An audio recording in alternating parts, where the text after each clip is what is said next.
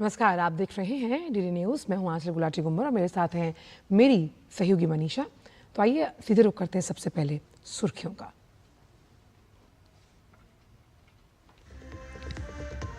बिहार में मतदाता पुनरीक्षण अभियान तेज, अब तक 86.32% फॉर्म जमा। 1 अगस्त को प्रकाशित होगी फाइनल ड्राफ्ट लिस्ट।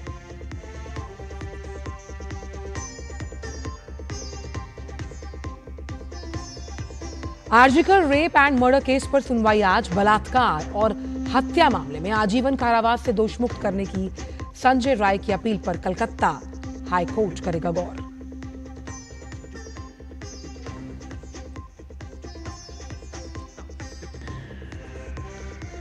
भारतीय दूतावास ने ईरान की यात्रा करने वाले भारतीय नागरिकों के लिए जारी की एडवाइजरी। सुरक्षा संबंधी घटनाक्रमों को ध्यान में रखते हुए दिया परामर्श।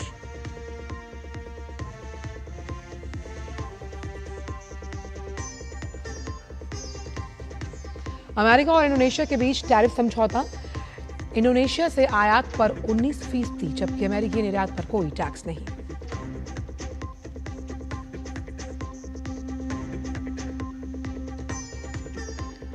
और खेल की खबरों में भारत और इंग्लैंड के महिला क्रिकेट टीम के बीच वनडे सीरीज का आगाज आज।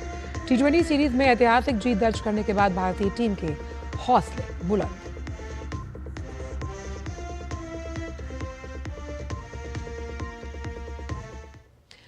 और आइए जान लेते हैं सभी खबरों को विस्तार के साथ। बिहार में आगामी मतदाता सूची के लिए जारी SIR अभियान के तहत अब तक 86% से ज्यादा मतदाताओं ने प्रपत्र जमा कर दिए हैं। शेष मतदाताओं से BLO द्वारा व्यक्तिगत रूप से संपर्क किया जाएगा। ये सुनिश्चित करने में कोई कसर नहीं छोड़ी जाएगी कि सभी पात्र मतदाता मसौदा मतदाता सूची में शामिल हों। बिहार में चल रहे विशेष गहन पुनरीक्षण में शेष मतदाताओं के भरे हुए गणना प्रपत्र इकट्ठा करने के लिए लगभग 1 लाख BLO द्वारा घरों का दौरा जल्द ही शुरू होगा। BLO उन घरों का फिर से दौरा करेगी जहां मतदाता पिछले दौरों में अस्थायी रूप से अनुपस्थित रहे। बिहार में चल रहे विशेष गहन पुनरीक्षण से भरे हुए गणना प्रपत्र जमा करने की अंतिम तिथि में 10 दिन और बचे हुए हैं। बिहार के 7,89,69,844 मतदाताओं में से 6,81,67,861 EF या फिर 86% से ज्यादा इकट्ठे किए जा चुके हैं। मृत, स्थायी रूप से स्थानांतरित और 1 से अधिक स्थानों पर रजिस्टर्ड लोगों को ध्यान में रखते हुए SIR के EF संग्रह चरण ने बिहार के करीब 7.9 करोड़ मतदाताओं में से 90% से ज्यादा को कवर कर लिया है। केवल 9.17% मतदाता ही 25 जुलाई की समय सीमा से पहले अपने भरे हुए EF जमा करने के लिए शेष हैं। ECINET के माध्यम से मतदाता अपने EF को ऑनलाइन भी कर सकते हैं और जहां भी लागू हो 2003 ER में अपना नाम खोज सकते हैं। मतदाता ECINET ऐप का उपयोग कर अपने BLO सहित अपने चुनाव अधिकारियों से भी जुड़ सकते हैं। ECINET पर फॉर्म अपलोड करने की संख्या में और तेजी आई है और आज शाम 6 बजे तक इस प्लेटफॉर्म पर 6 करोड़ से अधिक गणना फॉर्म अपलोड किए जा चुके हैं।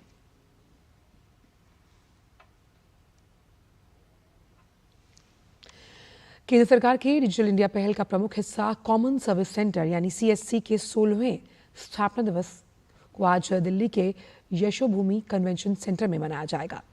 केंद्रीय गृह एवं सहकारिता मंत्री अमित शाह इस कार्यक्रम का उद्घाटन करने के साथ साथ CSC दिवस डिजिटल समावेश के 10 वर्ष विषय पर कार्यक्रम को संबोधित भी करेंगे। इस दौरान केंद्रीय इलेक्ट्रॉनिक्स और सूचना प्रौद्योगिकी मंत्री अश्विनी वैष्णव भी मौजूद रहेंगे। 2006 में शुरू हुआ CSC आज 6.5 लाख से ज्यादा केंद्रों के साथ दुनिया के सबसे बड़े डिजिटल सेवा नेटवर्क में से एक है।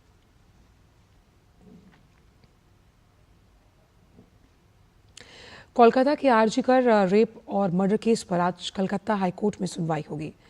केस में दोषी संजय राय ने ट्रायल कोर्ट से आजीवन कारावास की सजा सुनाए जाने के बाद कलकत्ता हाईकोर्ट का दरवाजा खटखटाया और बलात्कार और हत्या मामले में आजीवन कारावास से दोषमुक्त करने की गुहार लगाई। खंडपीठ के समक्ष पेश याचिका में राय ने दावा किया कि वो अपराध के लिए दोषी नहीं है, लिहाजा उसे दोषमुक्त किया जाना चाहिए। इससे पहले राज्य सरकार और CBI दोनों ने हाई कोर्ट में अर्जी दी कि राय की सजा को बढ़ाकर मौत की सजा में तब्दील कर दिया जाए। हाई कोर्ट की इसी बेंच ने सीबीआई की अपील को भी स्वीकार किया और इस मामले की सुनवाई भी होगी।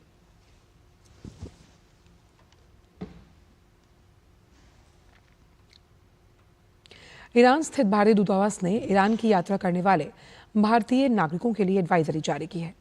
भारतीय दूतावास ने सोशल मीडिया प्लेटफॉर्म एक्स पर जानकारी दी कि पिछले कई हफ्तों में सुरक्षा संबंधी घटनाक्रमों को देखते हुए भारतीय नागरिकों को सलाह दी जाती है कि वो ईरान की गैर जरूरी यात्रा करने से पहले मौजूदा स्थिति पर ध्यानपूर्वक विचार करें। साथ ही ये भी कहा कि भारतीय नागरिक नवीनतम क्षेत्रीय घटनाक्रमों पर नजर रखें और भारतीय अधिकारियों द्वारा जारी नवीनतम परामर्शों का पालन करें। जो भारतीय नागरिक पहले से ही ईरान में हैं और वहां जाने के इच्छुक हैं, वो अभी उपलब्ध व्यावसायिक उड़ान और नौका सेवाओं का लाभ उठा सकते हैं।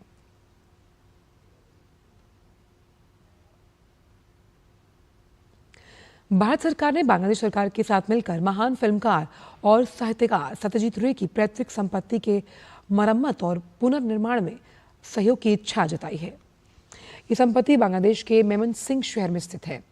विदेश मंत्रालय ने आधिकारिक बयान में कहा कि भारत सरकार को इस बात का गहरा खेद है कि ये ऐतिहासिक इमारत, जो वर्तमान में बांग्लादेश सरकार के स्वामित्व में है, जीर्ण शीर्ण अवस्था में है और इसकी ध्वस्तीकरण की प्रक्रिया शुरू हो चुकी है। साथ ही विदेश मंत्रालय ने कहा कि ये भवन बंगाल की सांस्कृतिक नव जागरण का प्रतीक है और इसे ध्वस्त करने के बजाय इसके संरक्षण और पुनर्निर्माण पर विचार किया जाना चाहिए। भारत ने इमारत को एक साहित्यिक संग्रहालय और भारत बांग्ला साझा सांस्कृतिक विरासत के प्रतीक के रूप में विकसित करने का सुझाव दिया और इस उद्देश्य की पूर्ति के लिए भारत हर संभव सहयोग देने के लिए तैयार है।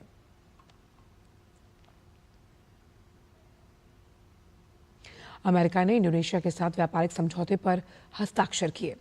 इस व्यापारिक समझौते के तहत अमेरिकी कंपनियों को इंडोनेशिया के बाजार तक टैरिफ मुक्त पहुंच मिलेगी।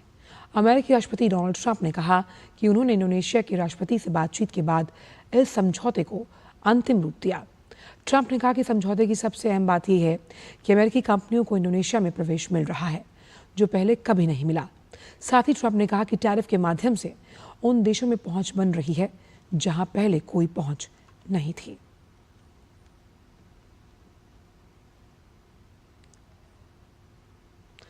खबर नेपाल से, जहां के सुप्रीम कोर्ट ने एक ऐतिहासिक फैसला सुनाते हुए विवाहित महिला को भी अपने पिता की संपत्ति में बराबर का अधिकार देने की बात कही।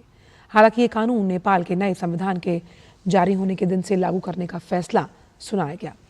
पिता की संपत्ति पर अधिकार मांगने के मामले में सुनवाई करते हुए सुप्रीम कोर्ट ने कहा कि नेपाल का संविधान जारी होने के दिन से ही वो कानून लागू किया जाए जिसमें पिता की संपत्ति पर विवाहित बेटियों को भी बराबर अधिकार देने का उल्लेख है।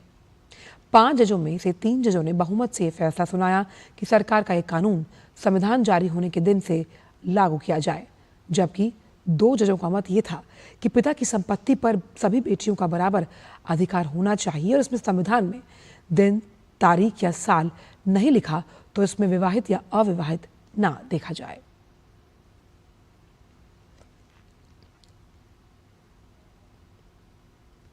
खबर अमेरिका से, जहां के उत्तर पूर्वी हिस्से में आए तूफान के दौरान न्यू जर्सी में बाढ़ का कहर पैदा हो गया। न्यू जर्सी के गवर्नर ने कहा कि बाढ़ से 2 लोगों की मौत हुई है। न्यू जर्सी के गवर्नर ने बर्कले हाइट्स इलाके में तूफान से हुए नुकसान का भी जायजा लिया। उन्होंने कहा कि हम स्थिति का आकलन कर रहे हैं। व्हाइट हाउस ने मदद के लिए संपर्क किया।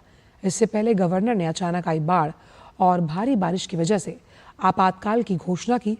प्रभावित क्षेत्रों में लोगों की मदद करने के लिए बचावकर्मी तैनात हैं।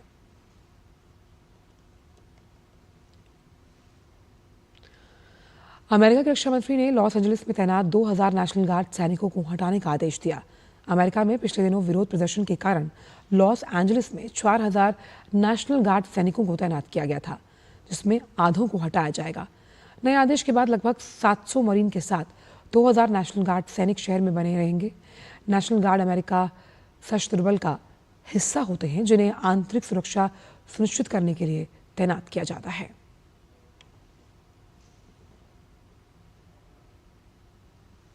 भारत और इंग्लैंड की महिला क्रिकेट टीमों के बीच वनडे सीरीज का आज आगाज होना है। सीरीज का पहला मैच साउथहैम्पटन में खेला जाएगा। T20 सीरीज में ऐतिहासिक जीत दर्ज करने के बाद भारतीय टीम की नज़र अब वनडे सीरीज जीतने पर है। इससे पहले खेले गए 5 मैच में T20 सीरीज को भारतीय टीम ने 3-2 से अपने नाम किया। ब्रिटेन के किंग चार्ल्स ने लंदन स्थित सेंट जेम्स पैलेस में भारतीय पुरुष क्रिकेट टीम और भारत की महिला क्रिकेट टीम से मुलाकात की। मुलाकात के दौरान टीम के खिलाड़ियों ने किंग चार्ल्स के साथ पिछले मुकाबले से जुड़े अपने अनुभव साझा किए। भारत की पुरुष और महिला क्रिकेट टीम इन दिनों इंग्लैंड दौरे पर है। शुभमन गिल के अगुवाई में भारतीय टीम 5 मैचों की टेस्ट सीरीज खेल रही है। वहीं हरमनप्रीत कौर की अगुवाई वाली महिला टीम 3 मैच की वनडे सीरीज खेल रही है। किंग चार्ल्स से मुलाकात पर टीम इंडिया के कप्तान शुभमन गिल ने अपनी खुशी जाहिर की है। जापान ओपन बैडमिंटन प्रतियोगिता में आज 2 बार की ओलंपिक मेडलिस्ट पीवी सिंधु, लक्ष्य सेन और सात्विक साईराज चिराग शेट्टी की जोड़ी अपने अभियान की शुरुआत करेगी। पहले दौर में पीवी सिंधु का सामना जापान की सिम यूजिन से है। वहीं लक्ष्य सेन पहले दौर में चीन की वांग जी से भिड़ेंगे। चिराग शेट्टी और सात्विक साईराज की जोड़ी का पहले दौर में दक्षिण कोरियाई जोड़ी से सामना है।